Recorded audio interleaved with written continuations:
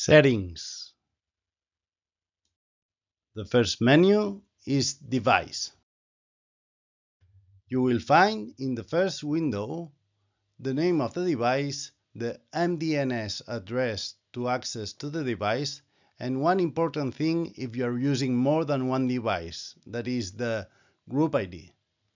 See Groups chapter to understand when to create different group ID or not. Comments is a free text field where you can add comments related to the installation or whatever you need. On the right top window, you have time and date adjustments. It's important to correctly adjust the time zone if you are using the NTP synchronization to keep your device on time. In the boot up window, you can reboot, restore factory defaults, or set up the boot up mode. There are two modes.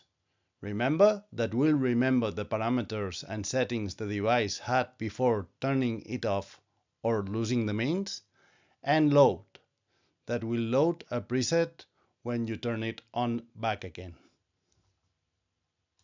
If you select Restore, a confirmation window will appear.